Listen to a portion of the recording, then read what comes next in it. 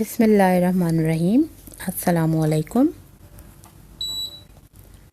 میں مس شبانہ شوار، جماعت نہم دہم اردو نظم۔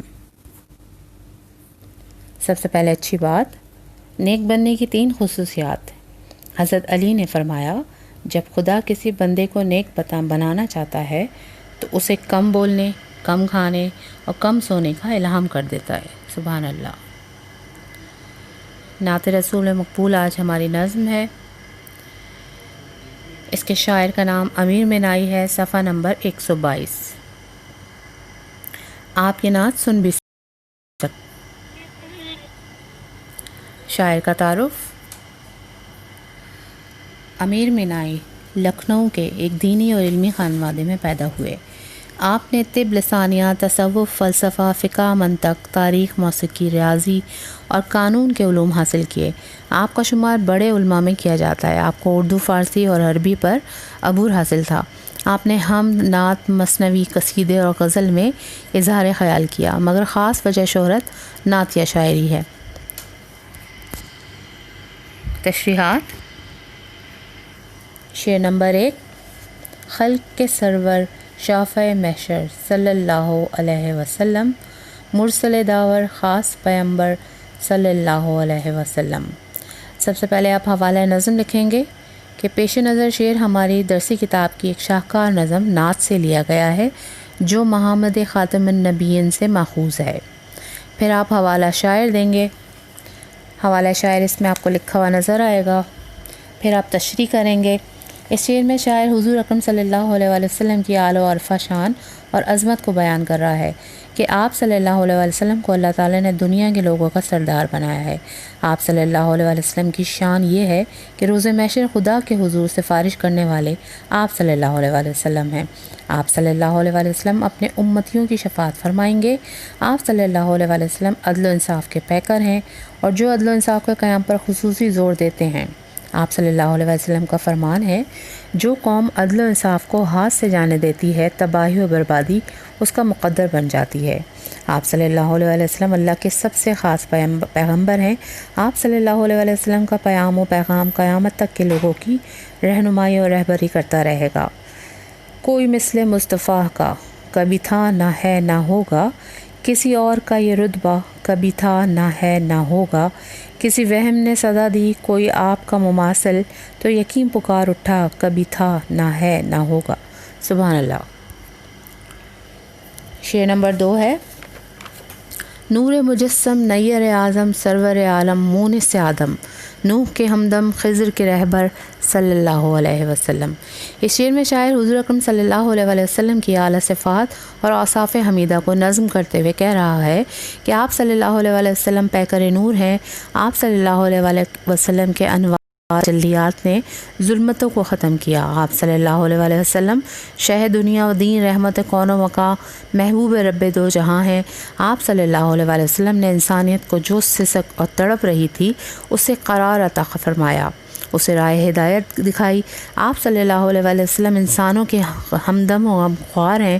حضرت نوح علیہ السلام کے مونس اور خضر علیہ السلام کے رہبر اعظم آپ صلی اللہ علیہ وآلہ وسلم ہیں۔ آپ نے قیامت تک آنے والی نسلوں کی رہبری اور رہنمائی فرمائی۔ مماثل شعر ہے۔ تجلیوں کے کفیل تم ہو، مراد قلب خلیل تم ہو، خدا کی روشن دلیل تم ہو، یہ سب تمہاری ہی روشنی ہے۔ سبحان اللہ۔ شعر نمبر 3 ہے۔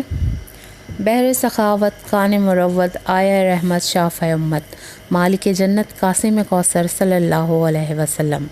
اس شعر میں شاعر رسول اکرم صلی اللہ علیہ وآلہ وسلم کی اعلیٰ صفات اور اوصاف حمیدہ کو بیان کرتے ہوئے کہہ رہا ہے کہ آپ کی ذات تمام خوبیوں کا مجموعہ ہے۔ آپ بخشش و عنایت کا ایک سمندر تھے۔ آپ نہایت سخی تھے۔ جو بھی سوالی در رسول اللہ صلی اللہ علیہ وآلہ وسلم پر حاضر ہوا وہ کبھی محروم و خالی ہاتھ واپس نہ آیا۔ زمانہ آغاز وحی میں حضرت خدیجہ آپ کو انہیں الفاظ میں تسلی دیتی تھی، خدا کی قسم آپ کو کبھی غمگین نہ کرے گا۔ آپ صلہ رحمی کرتے ہیں، مقروضہ کا بار اٹھاتے ہیں، غریبوں کی اعانت کرتے ہیں، مہمانوں کی ضیافت کرتے ہیں، حق کی حمایت کرتے ہیں، مصیبتوں میں لوگوں کے کام آتے ہیں۔ حضرت علی فرماتے ہیں آپ خندہ جبین، نرم خو، مہربان طبع، سخت مزاج اور تنگ دل نہ تھے۔ حضور اکرم صلی اللہ علیہ وآلہ وسلم سارے عالموں کے لیے سرتاپا رحمت بن کر تشریف لائے۔ اللہ اللہ تعالیٰ خود فرماتا ہے کہ ہم نے آپ صلی اللہ علیہ وآلہ وسلم کو سارے عالموں کے لیے رحمت بنا کر بھیجا۔ یہی سبب ہے کہ آپ کی پوری زندگی لوگوں سے شفقت و رحمت، عفو و درگزر کرتے گزری۔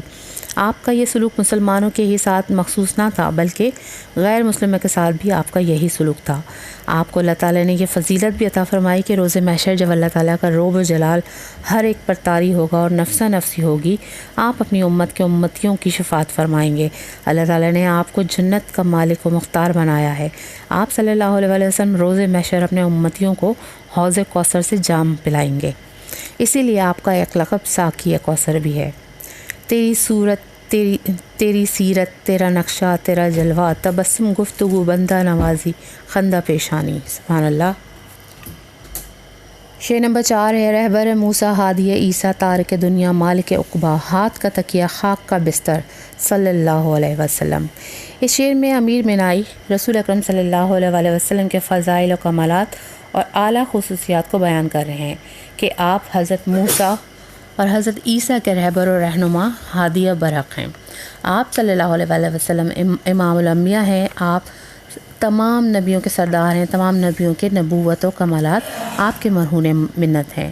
حسن یوسف دم عیسیٰ ید بیضا داری، آنچا خوبہ ہمت آر تون تنہا داری۔ اس کا مفہوم ہے وہ سارے معجزات اور کمالات جو دیگر انبیاء رکھتے تھے، آپ کی ذات تن تنہا ان معجزات اور کمالات کی حامل تھی۔ آپ کی ذات اقدس اخلاقی سیرت کے اعتبار سے وہ منور آفتاب تھی جس میں ہر خوبی کی جھلک، ہر حسن کا رنگ۔ آپ صلی اللہ علیہ وسلم نے حضرت ابراہیم کی طرح وطن چھوڑا، ہجرت کی، دشمنی اور عداوت کے آگ میں ڈالے گئے، پھر بھی دنیا کو ٹھنڈک اور سلامتی کا پیغام دیا۔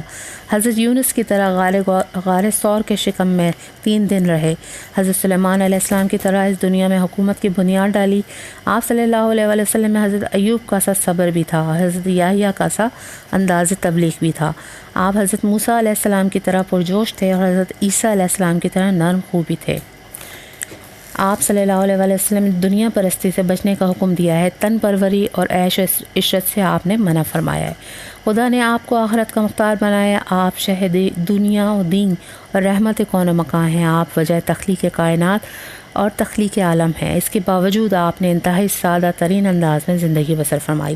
آپ پرتعیش اور آرام دہ زندگی سے ہمیشہ دور رہے۔ جب آپ آرام فرماتے تو اپنے سر مبارک کے نیچے اپنے ہاتھ کو تکیہ بنا لیتے اور عام سا بچھونا آپ کا ہوتا۔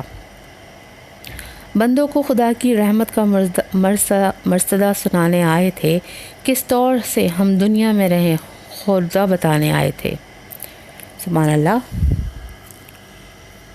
شعر نمبر 5 ہے، مہر سے مملو ریشہ ریشہ نعت امیر اب اپنا ہے پیشہ، ورد ہمیشہ دل بر شبر صلی اللہ علیہ وسلم۔ اس شعر میں امیر مینائی حضور اکرم صلی اللہ علیہ وآلہ وسلم سے اپنی گہری عقیدت